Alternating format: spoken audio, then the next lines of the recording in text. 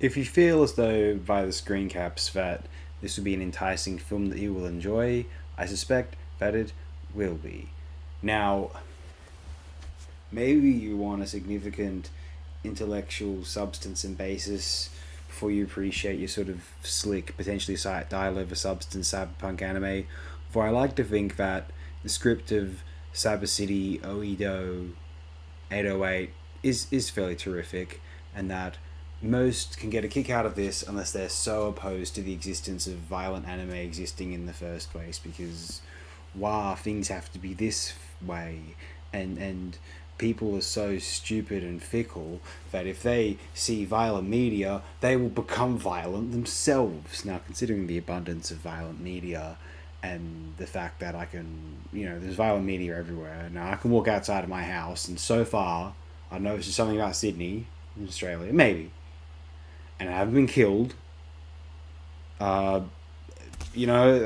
so far so good. I think we can regulate the morality and callousness of how violence is depicted in media without stating that violence ought not to be depicted in media. The fact is, I think you can't put limits on what can and can't be shown unless there's very drastic and sort of universally agreed upon reasons for doing so. With sort of stylized violence, I can't help but feel that it's sort of reflections upon the world, illustrations of the world, sometimes sort of comical, camp exaggerations of the world for the sake of sort of ludicrous entertainment or amusement. And also, it helps us better gauge what this world can be like. I mean, look, I'll be real with you. Because of things I was exposed to via. I mean, you can read about these things, but you can also see them depicted in films, which isn't the same thing as actually experiencing, witnessing not only sort of violent actions or aftermath in real life slash actual footage of that, not a magic trick for a film, let's say. But you know what? You are better off having seen violent films prior to seeing violence in real life, because it, not that you should be desensitized to this stuff on principle, but you know what? It can be less of a mental shock for you. I know that sounds morbid and horrible, but I'm only speaking from my own experience. That had I been completely sheltered and never seen violent media, I don't know if I would have mentally recovered from witnessing violence in real life. Given the sort of relatively safe-ish circumstances I and many of my generation and in this sort of location grew up in, depending on where you live in Sydney, I think it's probably fair to say we live in a very middle class sort of area of Sydney. Went to a Catholic primary school, and it wasn't rough or anything like that. I didn't really witness any major violence until adolescence and the sort of odd circumstances, let's say, in adulthood. And but you know what? Like, I'm telling you, if I hadn't have had some witness to these violent films, it sort of mentally prepares you at a younger age that, like, you sort of start considering, yeah, the world can be a certain way.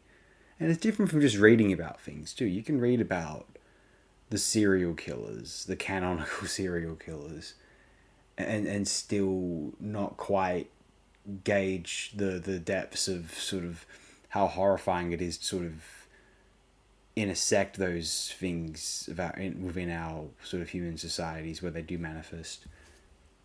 You there's a distinction between reading about them and actually watching something like Henry Portrait of a Serial Killer, or seeing August Underground, or any number of sort of grisly slasher films, whatever you want to name.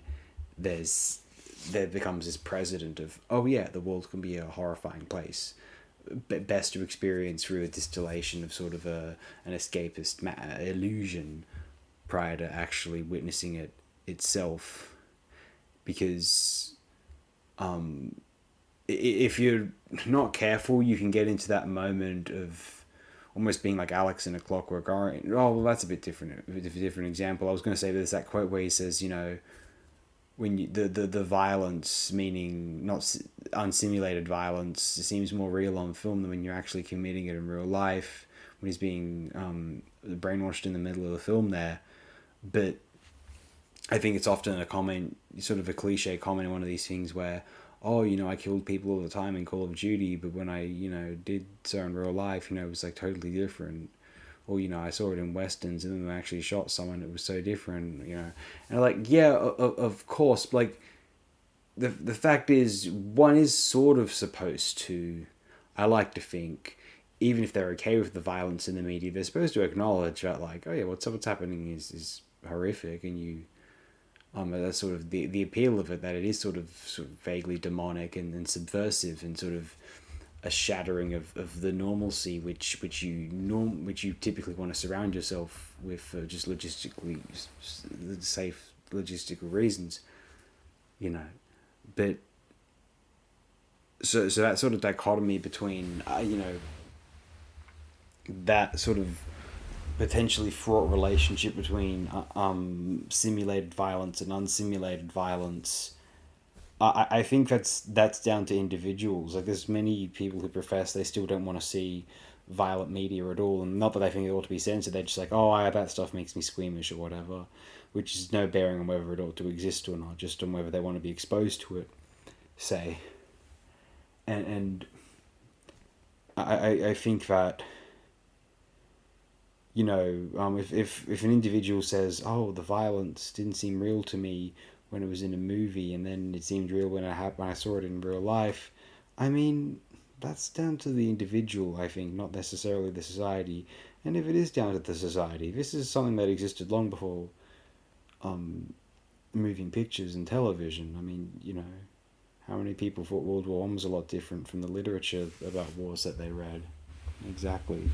I'm sure the same experience it was the same experience for a lot of people who served in the military of the developed world prior to World War One. Even I'm sure you read about the gallant exploits of British soldiers, but actually fighting in the Crimean War, you wouldn't have come back a particularly happy chap. I'm just going to assume. We're going to close it here because it's 7.5 minutes. I think I've said nothing of value. Thanks, everyone.